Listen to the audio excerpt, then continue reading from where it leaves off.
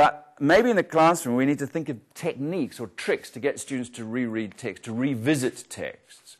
So obviously different tasks for the text. First task, just read the text, get the general idea. Now we're going to revisit the task, and we're going to look for all the words beginning with R, or we're going to look for all the words related to this topic, or we're going to look for all the grammar words, so the to's and the for's and the that's and the so's. So we're revisiting the text from a linguistic point of view. But if you can think of excuses to go back to a text, I think that's probably quite a good thing. There has to be a different task. Another way of going back to the text, not quite, is this notion of narrow reading. Yes. Narrow reading is, in course books, as much as I love them, but course books tend to go from topic to topic to topic to topic. You get 15 units in a book, and every unit is about a different topic.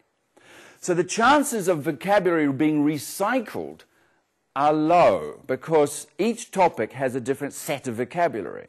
You read a text about bees, you're not unlikely to read another text about bees in that same book. The next topic will be about shopping. The next topic will be about traveling. The next topic will be about crime. You see what I mean? The notion of narrow reading is to take a topic and to read lots of things about it. Different texts about the same topic. So the topic is kept narrow. You see what I mean? So the chances are that the vocabulary will recycle more often than it does in a traditional course book. So narrow reading might be to say, okay, we've read the bee text, where I want to recycle language about bees. I don't know why. Maybe my students are all, what is a person who studies bees, or apiculturist or something? Honey person. So here's a poem I found about bees, and look at all the language in it which relates to bees, which may well come up in the text. And the bumble. See what I mean? This is just a different genre of text, a different kind of text, but it's recycling the same vocabulary. But you can do this, of course, now with the internet. This is absolutely brilliant, because you can tell students to go out and find their own text about the topic of their choice. Or you can follow news stories. Take a news story, any news story. It's usually going to run for 3 or 4 days. Think of the floods, for example, last week, was it? 2 weeks ago, here in Oxford. A lot of language there that's going to be repeated. Words like flooding, inundation, emergency, urgency, emergency services, this, that, and the other thing. Lots of vocabulary like the passives. It's been flooded, it's going to be flooded, it won't be flooded, etc. Now, if the students follow, each student can take one topic and follow that through using text on the internet, and then collecting, as it were, the vocabulary, not even consciously, by rereading these texts, or reading the same topic, different texts. A lot of this vocabulary is going to become encountered by. Think of the time. Think of how many of you before December 2004 had ever heard of the word tsunami. I mean, apart from our Japanese, because it's a Japanese word, isn't it? Exactly. I'd never heard of it before. Tsunami. What is tsunami? I thought it was something you eat. I thought it was that delicious Italian thing you have at the end with chocolate and stuff. Oh, that's what it is. And then I can read about the tsunami. I shouldn't laugh, but I mean, that word became part of our collection because of repeated encounters. Repeated encounters. It became such a word. It's probably shot up in the terms of the frequency list to one of the main, because now it's used metaphorically for also. We want to give our students that tsunami of vocabulary. That's what we want to do. So recycling. That's another important R word. Another way of recycling is to give the students the same, of repeating. It's not repeat the same topic, but repeat the same kind of text. So if you look on the back of your handout, you'll see I've collected 4 texts from the same section of this newspaper, which reports on research that's been done around the world. So it's news about research. So if you can look at those 4 texts,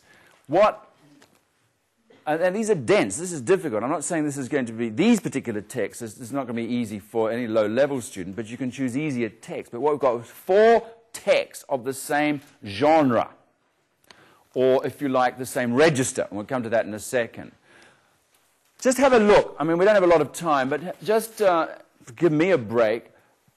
Look at those 4 texts. What is the overall organization of each text? Does it have, how many parts does it have?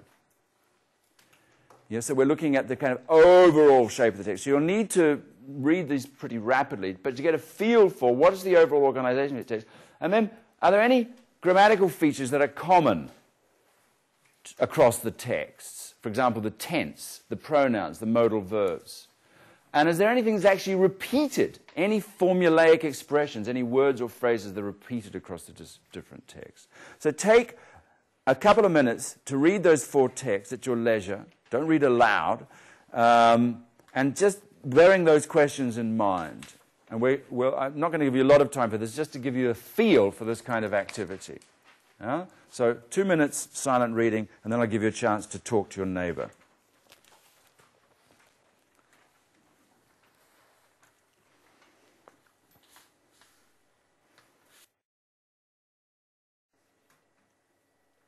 Okay.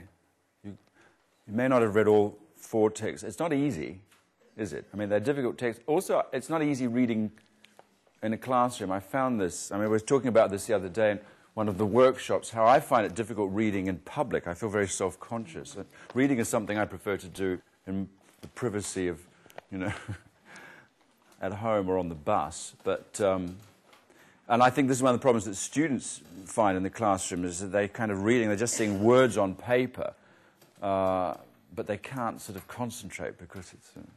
So I like to... This is the sort of thing that you could get them to do, first of all, at home, is read the text at home, and then come prepared to class with answers to these questions. But I'm rushing you, because we don't have a lot of time, just to give you the idea. But can you now, just in pairs or groups of 3, or whatever's comfortable, talk about these texts, just share ideas about any of these 3 or all of these 3 questions.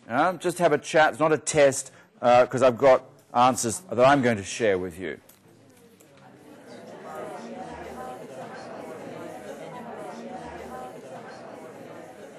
How many parts? 3? What are they? A kind of general statement.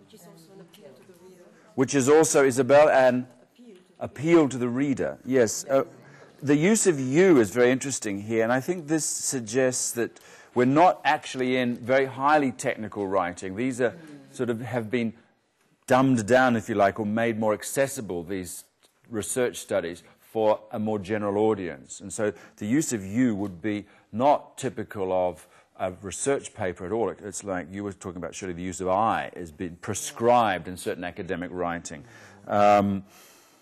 So that's they've noted that already, and this kind of appealing question, for example, in the first one. So what we're talking about here, before we just get on to answering these questions, I suppose I ought to introduce my 4th R, which is the notion of register. Register is defined in all sorts of ways. Sometimes it's used synonymously simply with style, although some schools have thought, so register is a very specific thing, and it's a combination of the topic, the audience, and the mode.